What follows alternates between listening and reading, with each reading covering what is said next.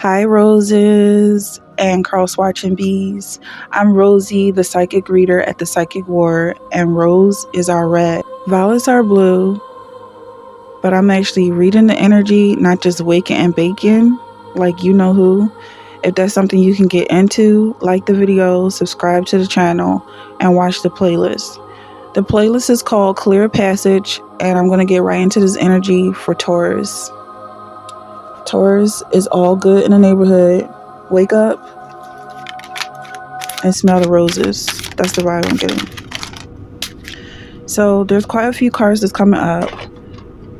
This one here, disobedient and charmless. I feel like this is something to negate, something to take away, possibly something to not be concerned about. Someone saying you're disobedient and they don't like your personality. That's what I feel like is irrelevant with this reading. So then you have scornful here. Yeah, someone's definitely unhappy about something. And I'll just find out a little bit more about what that is. You have plotting here, short-sighted. Someone can't see the bigger picture. Okay, revengeful. We have vengeful. It seems like they're plotting against you because of something that happened in the past, and they don't realize the big picture. They're not seeing past that little tiny thing that offended them. And then you have happy and cheerful. Now that's coming after all of this negativity. There's happiness here. And then you have fair.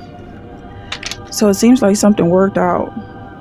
It feels like someone is maybe even watching a downfall of someone else and getting excited about it, but they don't realize that there's things get worse before they get better, and maybe someone was watching you and you're worse, and now they're watching you and you're rising to your better. You have the soul here. It seems like someone might maybe even passed away, because I'm seeing plot here and plotting as in like a cemetery, like someone left something in the past or died to the self, and so this person is clinging to something from the past. They don't know who you are. They didn't know back then, and they don't know now. So that's what I'm getting. And you don't have to keep this person in view. Like, it feels like it's a hater that's clinging on to the hope that you're gonna get karma for what you did to them. They're not learning to forgive and let go. Death here coming up. Yeah,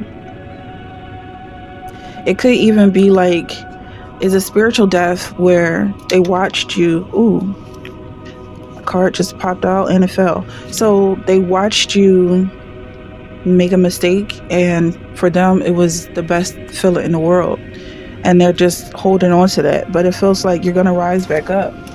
Let me just get this card. Ten of Feathers, revengeful. So I'm not sure why Samson lost his strength. Now I know Delilah was a person who was interested in him, and I'm not sure if it's because he rejected her or if she had some cruel intentions from the beginning, but for whatever reason she had his hair cut off, and his hair led to his strength. So I feel like that could be for somebody. Maybe someone's going through a situation where they have to cut their hair, or some sort of mishap like that. Like you're losing something that you are going to grow back, or something you lost is coming back. In Samson's situation, that's not what happened. He lost his life because of the loss of his strength. But there was something about him getting close to this person, Delilah. Like he was told not to have a relationship with this person, not get close to this person. So that could be a message for you. that there's someone in your life right now that wants to see you fall. And they're getting really excited about you not being mature or experienced in the situation, that they feel like the mistakes that you're making is going to lead to death or a worst case scenario.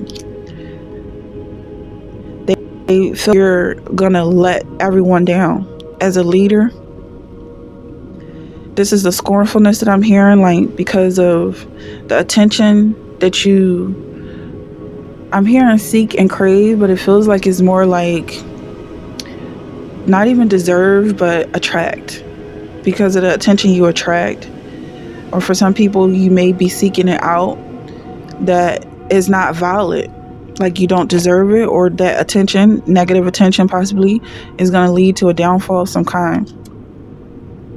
3 of Cups here is a celebration. I feel like it's a secret celebration between you and a small group of people who understand what you're working on, what you're working towards. Whoever this person is being scornful towards you, or someone you may need to cut out of your life, doesn't see the big picture, and they never will. So I don't feel like it's something that you need to explain to them, because they're just not from your soul tribe. I feel like you're very connected to God, and you have a personal relationship with God. You can hear God's voice. He speaks to you. However, the language needs to be your connection to the universe. I feel like is a more of a feminine energy, but you seem like you have the ability to manifest despite what is going on around you. And this, I feel like, has come from a long process of inner work. So you have the transformation here. As a final thought, you are transforming.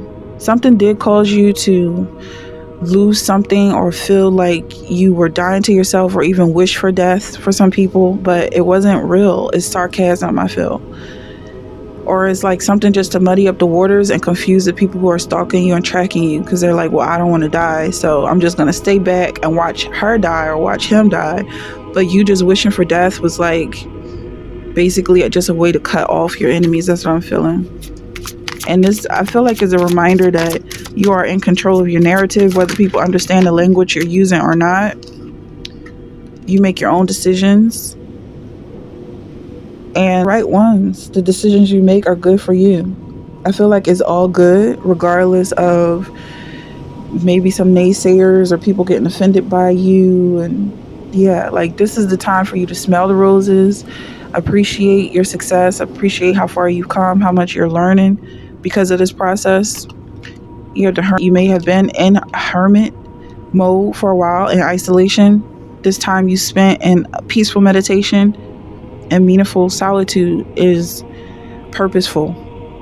It's paying off in various ways. You have the Chariot here. You're moving forward. I feel like beyond this death, beyond this fallout between you and a friend or some other relationship, maybe even a change of heart, a change of passions. Something's changing about you, your personality, your mood, maybe your ability to care, because you're more focused on what you do and not how other people feel about you, being focused on what you care about. And you can put your attention into this, and it's starting to pay off. You're noticing that. So if that's something you're resonating with, like, subscribe, and let me know in the comments. I'll see you in the next one.